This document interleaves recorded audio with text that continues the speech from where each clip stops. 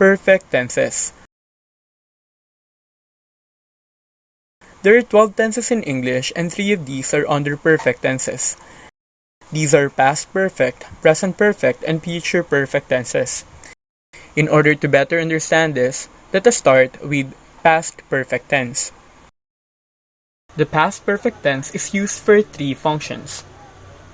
1.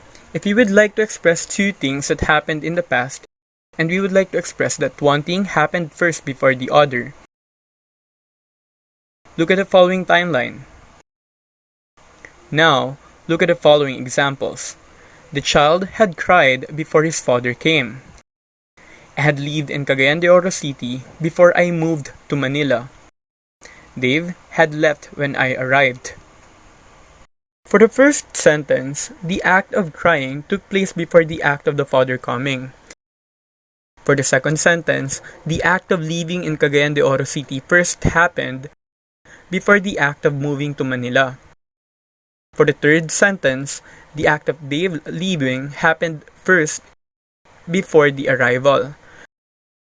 For all these 3 sentences, the verbs in past perfect form first took place before the following action. However, both of these actions featured in a sentence already ended.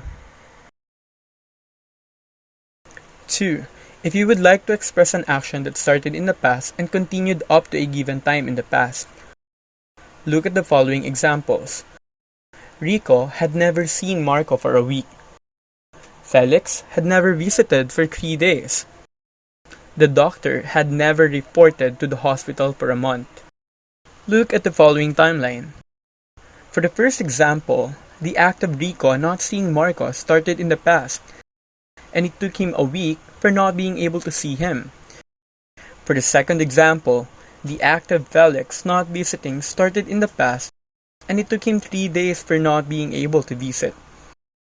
For the third example, the act of the doctor not reporting to the hospital started in the past, and it took him a month for not being able to do so.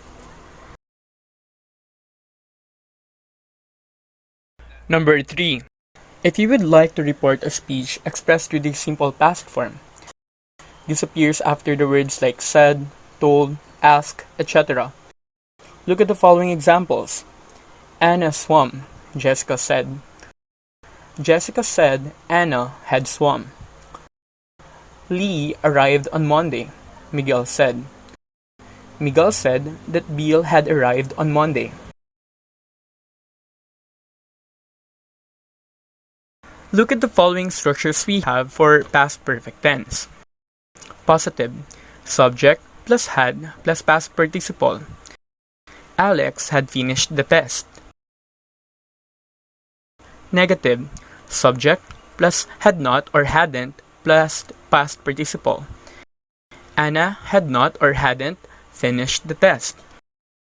Remember that had not is used in formal English, or that English when you write a letter.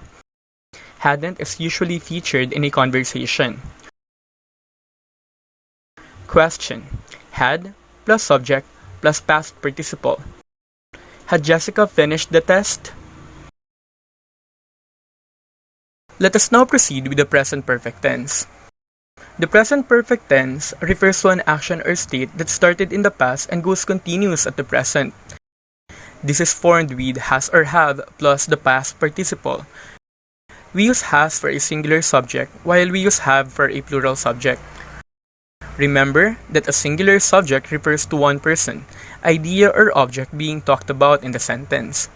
If not, the one who or which performs a particular action in a sentence.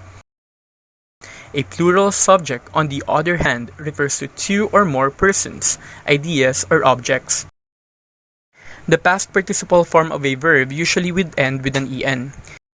If the verb does not end with such, it usually ends with d or ed. However, there are irregular verbs as well that we need to get ourselves familiarized with. In order to better understand the structure of present perfect tense, look at the following examples. Has or have driven, has or have talked, has or have chased, has or have gone, has or have swum. Look at the following timeline. An action in the past that has no time indicated. Example, I have played basketball. In this example, the act of playing basketball happened at an indefinite time in the past. When you say indefinite, this means at an uncertain time. Well, this may actually be definite or indefinite. This is the catch. The action continues throughout the timeline. This means the act of playing basketball continues to the present and would continue even up to the future, and we do not know when this would end. Look at this example. I have loved you for 5 years now. If a person tells this to you, this means that this person started to love you in the past and this act goes continuously at the present. And we do not know when will it end and if ever this will end, for others believe about love as eternal. Hence, in an anniversary, for instance, using a present perfect tense of a verb to express our love is perfect indeed. In order to better understand the present perfect tense, look at the following examples. 1. Verlene has lived in this place all her life. 2. I have studied in this academy for a number of years. 3. George and Maria have forgotten one another. On the first example, Verlene stated to live in the place mentioned in the past, and this act goes continuous at the present and would reach even up to the future.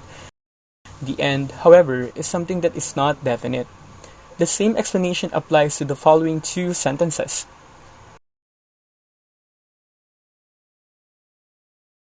Let us now proceed with future perfect tense. The future perfect tense is used to describe an action that will have been completed at some point in the future. Usually, it is often used with the time expression. Look at the following timeline. Now, look at the following examples. Malcolm will have left before the following week. The class will have started by the time Alex wakes up. Eric will have graduated before his mother's arrival. For the first example, there are two activities that would take place in the future: the act of leaving and the act of coming of a week. In these two events, we would like to express that the act of leaving would first take place before the act of the coming of a week. For the second example, there are two activities that would take place in the future: the act of the class starting and the act of Alex waking up. In these two activities, we would like to express that the act of the class starting would first take place before the act of Alex waking up. For the third example, there are two activities that would take place in the future: the act of Eric's graduation and the act of his mother's arrival. Here, you would like to express that Eric will first graduate before her mother's arrival. In order to better understand future perfect tense, look at the following structures. Positive sentences. Subject plus will have plus past participle. Martin will have accomplished his course requirement. Anna and Margaret will have driven. Carlos will have hit. Remember that the past participle of hit is also hit. Negative sentences. Subject plus will not have plus past participle. Eric will not have done. Felix will not have taken. Jessica will not have visited. You may encounter that some people contract or join the words will and not to make it won't. Remember that won't is featured in an oral conversation. In formal writing, such is discouraged. Question: will plus subject plus have plus past participle. Will Anna have visited? Will Rosanna have checked? Will Roman have looked? In these structures, you need to remember that a following action would also take place as hinted by the use of ellipses. Take note that this structure applies to regular and plural subjects. Also, have comes after will. Past participle is used here as well. Remember when you were in your elementary school days, your teachers kept asking you to memorize past participles? One of the purposes for memorizing that is for using the perfect tenses. Knowing perfect tenses would help you to communicate better. This topic is not only discussed for students and for those who are preparing for college entrance examinations.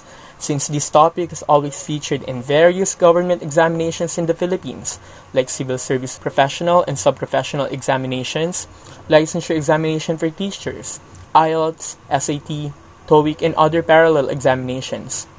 We hope that by sharing this lesson to you, you would be able to pursue whatever you aspire for. Please share this lesson as well to other people you know. As an English teacher, I am aware and I know that there are other English teachers who do not know this topic well. I have written textbooks discussing this, and now I am entering the platform of YouTube to reach more people. Thanks.